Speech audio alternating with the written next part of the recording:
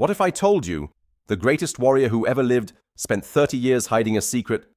Not a secret of betrayal, not a secret of murder, a secret wrapped in silk, a secret he carried to his grave.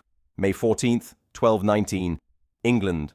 A dying old man calls his servants close. His voice is barely a whisper. He says 3 words. Open the chest.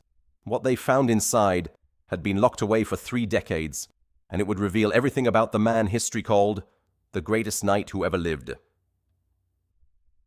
His name was William Marshal, born around 1147, the 4th son of a minor nobleman. In medieval England, being a 4th son meant one thing.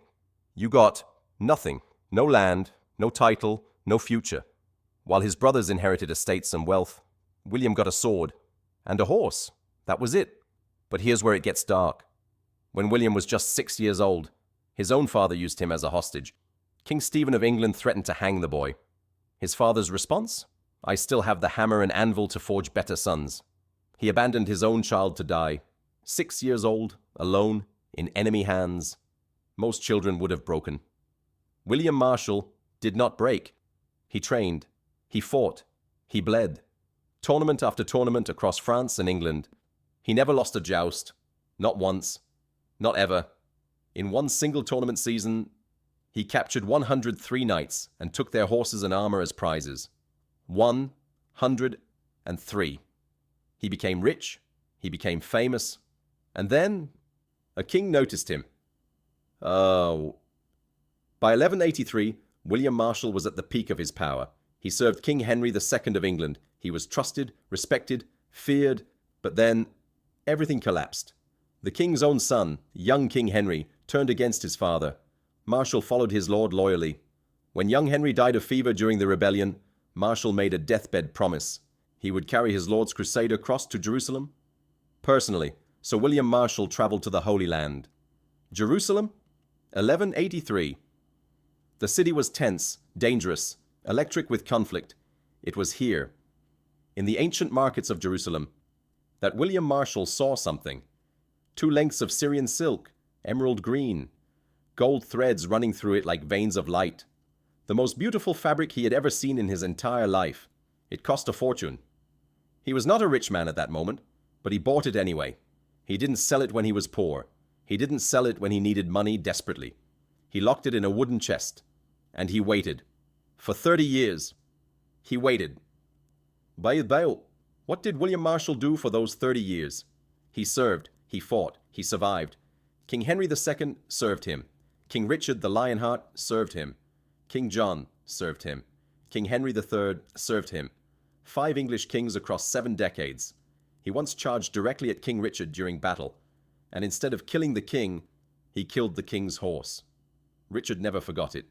When Richard became king, he forgave Marshal completely. Under King John, the most despised king in English history, Marshal stayed loyal. Even when John's barons hated him, even when John signed the Magna Carta under pressure, Marshal was there, steady, unshakable, and when King John died leaving a 9-year-old boy as king, England had no one to lead it. French armies were already invading. The country was on the edge of collapse. They turned to a 70-year-old man, William Marshal. I'm old, he told them, but I will carry you all on my shoulders. He defeated the French invasion. He saved England at age 70. But here is where the story turns dark. William Marshal was not a saint. He was a survivor. And survivors make brutal choices. He once abandoned a garrison of soldiers he had promised to protect. Because the political wind changed. Those men were captured. Some were executed. Marshal rode away. He served King John, a king who murdered his own nephew, a king who starved prisoners to death in dungeons. Marshal knew, and he served him anyway. Was he a man of honor or a man of survival? History called him the greatest knight. But the greatest knight served the worst king England ever had. That question has no clean answer, and William Marshal never tried to answer it. He just kept serving, kept fighting, kept surviving. May 1219. Caversham, England. William Marshal is 72 years old. His body is finally giving out. The man who survived hundreds of battles. The man who charged kings on horseback. The man who saved England at age 70 is dying in a bed. He calls his servants, bring me the chest. 30 years of waiting. The wooden lid opens. The Syrian silk shimmers in the dim light. Emerald and gold. Still perfect. Still beautiful. Exactly as he saw it in Jerusalem 3 decades ago. In his final hours, William Marshal asked to be inducted into the Knights Templar, the warrior monks, the most feared fighters in Christendom. He wanted to die as one of them. On May 14th, 1219. William Marshal closed his eyes. Wrapped in Syrian silk he had carried from Jerusalem for 30 years. The greatest knight in history. Died exactly as he had planned. His effigy still lies in the Temple Church in London today. You can go see it. A stone knight, hands clasped, eyes closed, still wearing his armor, still on duty. William Marshal rose from nothing. He served 5 kings. He never lost a joust. He saved a nation. And for 30 years, he carried a piece of silk from Jerusalem, just so he could die beautifully. Was he the greatest knight, or just the greatest survivor? Maybe. Those are the same thing. If this story hit different, subscribe, because the dark side of history is just getting started.